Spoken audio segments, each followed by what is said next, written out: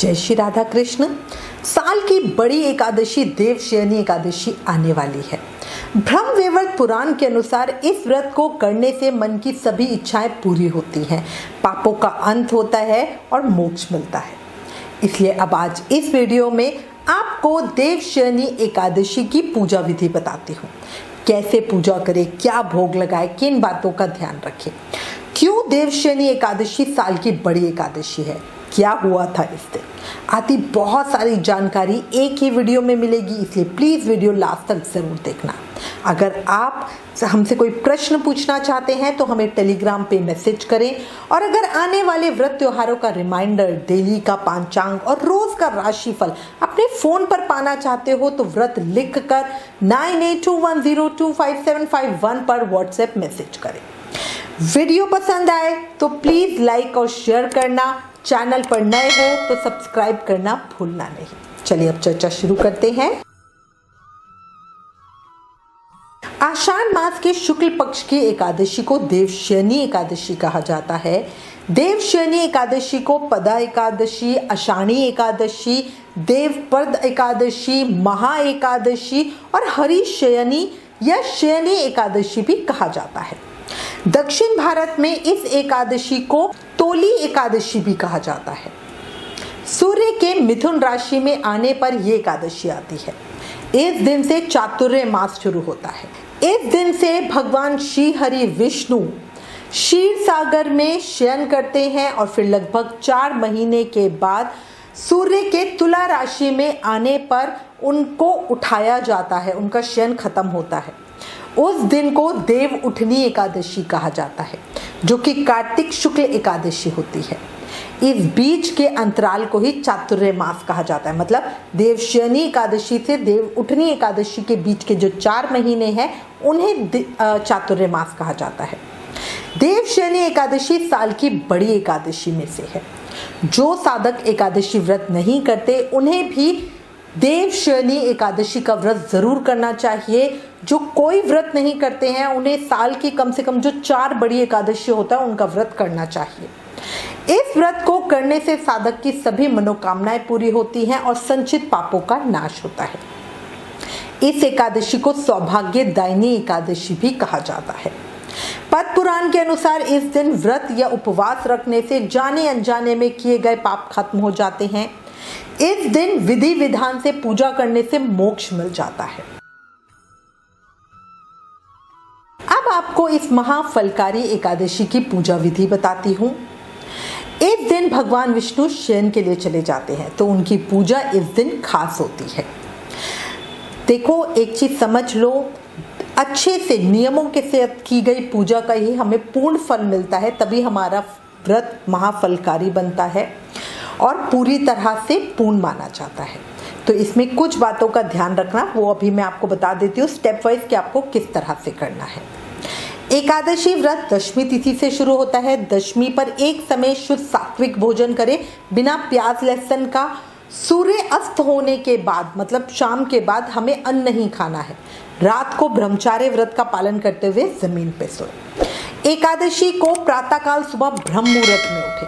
इसके बाद घर की साफ सफाई करके आप जो भी आपके नित्य कर्म वगैरह है उनसे निवृत्त हो जाएं। याद रखें, एकादशी वाले दिन घर में झाड़ू नहीं लगाई जाती। फिर अगर पॉसिबल हो तो किसी पवित्र नदी में स्नान करें, और अगर नहीं पॉसिबल हो तो घर में ही नहाने के जल में गंगा जल डालकर नहाएं। आप अपने नहाने के जल में थोड़ा आंवले का रस और तिल भी मिला लीजिए, बहुत ज़्यादा फलकारी रहता है। याद रखना, जो इंसान दोनों पक्ष की एकादशी को आंवले के रस से स्नान करता है उसके सभी पाप स्वतः ही नष्ट हो जाते हैं और वो भगवान विष्णु के लोक में सम्मानित होता है। अच्छा, इस तरह स्नान के बाद साफ स्वच्छ कपड़े पहने। पूजा में काले नीले कपड़े नहीं पहनने हैं, इसलिए कोशिश करके पीले या सफ़ेद कपड़े ही पहने। स्नान करने के बाद गंगा जल से पूरे घर में छींटे लगाएं और हल्दी से अपने घर के मुख्य द्वार पर स्वास्तिक बनाएं। फिर पूजा की तैयारियां शुरू करें। भगवान के लिए बढ़िया भोग बनाएं। भगवान सूर्य नारायण को सबसे पहले जल अर्पित करें। घर के पूजन स्थल अथवा किसी भी पवित्र स्थल पर भगवान श्री हरि विष्णु की सोने, चांदी, तांबे अथवा पीतल की मूर्ति की स्थापना करें। ये चातुर्य मास में स्पेशल पूजा का विधान होता है, उसके लिए है। उस मूर्ति का अभिषेक करें, उसके बाद बढ़िया पूजा करें। भगवान को पंचामृत से स्नान करवाएं। इसके बाद भगवान विष्णु को पीतांबर आदि नए वस्त्र पहनाएं, क्योंकि इस दिन के बाद भगवान 4 महीने के लिए सो जाते हैं और शयन अवस्था में ही उनकी पूजा होती है। देवशयनी एकादशी के दिन जो भक्त भगवान विष्णु का कमल पुष्पों से पूजन करते हैं वो तीनों लोकों के देवताओं के पूजन का फल पाते हैं। भगवान विष्णु की पूजा के बाद अपने सेवित शिव विग्रह की पूजा करें, उन्हें बढ़िया पंचामृत से स्नान करवाएं और सुंदर बढ़िया श्रृंगार करें। अगर आपके पास भगवान विष्णु की मूर्ति नहीं है तो भगवान विष्णु की फोटो की पूजा भी की जा सकती है। इसके बाद भगवान की धूप, दीप, पुष्प आदि से पूजा करें। उन्हें तुलसी दल अर्पित करें। भगवान को तांबुल, पुंगी फल अर्पित करने के बाद आप मंत्रों द्वारा स्तुति जरूर करना। मंत्र नहीं आते तो आप जैसे नारायण स्तोत्र, विष्णु सहस्रनाम या विष्णु चालीसा का पाठ कर सकते हैं। अगर वो भी नहीं आता तो वीडियो से कर सकते हैं। वीडियो चला लीजिए और उसके साथ बोलते जाइए। भगवान के सामने देसी घी का दीप प्रज्वलित करें। अगर आप चाहें तो भगवान के लिए देसी घी या तिल के तेल की अखंड ज्योत भी प्रज्वलित कर सकते हैं। भगवान को दीप निवेदित करने से मनुष्य के सब पाप जलकर भस्म हो जाते हैं। इसके बाद भगवान को फल और मिठाइयों का भोग लगाएं। एकादशी पर भगवान को पीली मखाने की खीर का भोग सबसे उत्तम होता है। फिर भगवान से जाने अनजाने जो भी पाप हुए हैं उनसे मुक्ति पाने के लिए क्षमा याचना करें, प्रार्थना करें। उसके बाद व्रत कथा जरूर सुने। इसका पूजा करते हुए कथा सुनने का पुण्य बहुत अधिक होता है। इसके बाद चातुर्य मास में जो भी आप नियम लेना चाहते हैं उसका संकल्प करें। चातुर्य मास क्या होता है, चातुर्य मास व्रत और किन नियमों का पालन कर सकते हैं, उनकी जानकारी जल्दी आपको पूरी डिटेल वीडियो से मिलेगी। अच्छा, फिर भगवान की आरती करें, एकादशी माता की आरती करें। भगवान को जो भी भोग लगाएं उसका प्रसाद सब में जरूर बांटना। और लास्ट में भगवान विष्णु की पूजा करने के बाद उन्हें नए बिस्तर, सफ़ेद चादर से ढके गद्दे, तकिए और पलंग पर सुलाना चाहिए। इससे भगवान बहुत प्रसन्न होते हैं और वो साधक के मन की हर इच्छा को पूरी कर देते हैं। एकादशी के दिन विष्णु सहस्रनाम का पाठ जरूर करना। इससे कई जन्मों के पाप मिट जाते हैं और मृत्यु के बाद उत्तम लोक की प्राप्ति होती है। शास्त्रों में तुलसी को पूजनीय, पवित्र और देवी के रूप में माना गया है। एकादशी के दिन तुलसी दल तोड़ना शास्त्रों में पाप माना गया है। माना जाता है विष्णु भक्त होने की वजह से एकादशी को तुलसी महारानी भी उनकी भक्ति में लीन होती हैं। इसलिए तुलसी महारानी की पूजा करें, उनके सामने दीप प्रज्वलित करें, आरती करें, वंदना करें, प्रार्थना करें, पर उन्हें जल अर्पित ना करें और ना ही उन्हें तोड़ें। भगवान को अर्पित करने के लिए तुलसी दल पहले से ही तोड़ कर रखें। टूटी हुई तुलसी 13 दिन तक बासी नहीं पानी जाती। अच्छा, इसके अलावा पीपल में भगवान विष्णु का वास माना जाता है, इसलिए एकादशी पर पीपल के पेड़ पे जल जरूर चढ़ाएं। बस ध्यान रखना कभी भी एकादशी रविवार की नहीं होनी चाहिए। अच्छा, इसके बाद पूरे दिन का आपको व्रत करना है।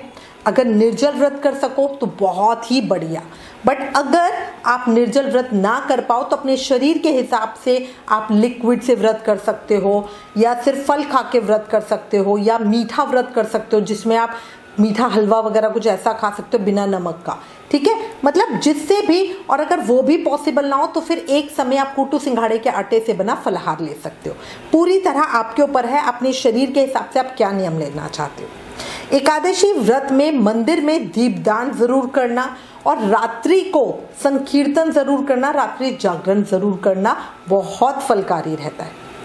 इस तरह पूजा करें, पूरा दिन अच्छे कामों में बिताएं। दिन में सोना नहीं, ज़्यादा से ज़्यादा माला करना और रात को रात्रि जागरण करके भगवान का भजन कीर्तन करना। अगले दिन द्वादशी को व्रत पारण का जो समय बताया हुआ है उसी में अपने व्रत को खोलना, ताकि व्रत का पूर्ण फल आपको मिल सके।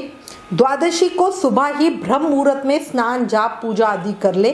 फिर ब्राह्मण को भोजन करवा के दान दक्षिणा दे के विदा करें। अगर आप भोजन नहीं करवा सकते तो भोजन का सूखा सामान ही उसको दे दीजिएगा। वो भी दक्षिणा के साथ। अगर मान लीजिए आपके आसपास ब्राह्मण नहीं है तो किसी जरूरतमंद को भी आप ये दे सकते हैं। अगर वो भी नहीं है तो गाय को ही चारा खिला देना। कहने का मतलब है व्रत खोलने से पहले दान पुण्य करना जरूर। ये नहीं है ब्राह्मण नहीं मिल रहा, मैं ऐसे इलाके में रहती हूँ, ये मत सोचना। व्रत पारण के समय अपने व्रत का पारण करें, मतलब व्रत को खोल ले। कैसे पारण करना चाहिए उसकी शास्त्रीय विधि का वीडियो ऑलरेडी चैनल पर है। अगर आपने अभी तक वो वीडियो नहीं देखा तो उसका लिंक नीचे मैंने डिस्क्रिप्शन में दिया है। अगर आप निर्जल व्रत नहीं कर रहे तो मुनक्का जरूर ले। इससे मनुष्य कभी भी सूर योनि यानी सुअर की योनि में नहीं जाता।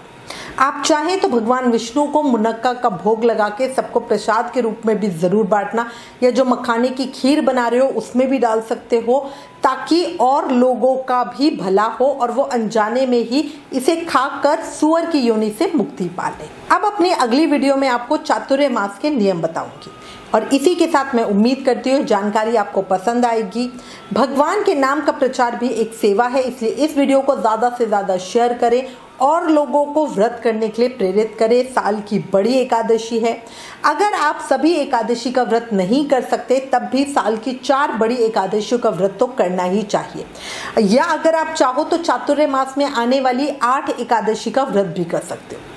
देवशयनी एकादशी से देव उठनी एकादशी तक हर एकादशी का व्रत करना बहुत फलकारी होता है। आप हमें इंस्टाग्राम और फेसबुक पर भी मैसेज कर सकते हैं। इसी के साथ मैं उम्मीद करती हूँ इस वीडियो में दी गई जानकारी आपके लिए उपयोगी होगी। इससे रिलेटेड अगर आपके पास कोई भी कमेंट या सजेशन है तो प्लीज़ हमें लिखें। ज्ञान बांटने से बढ़ता है, इसलिए इस वीडियो को ज़्यादा से ज़्यादा शेयर करें। Please like share and subscribe. Thank you. जय श्री हरि कृष्णा।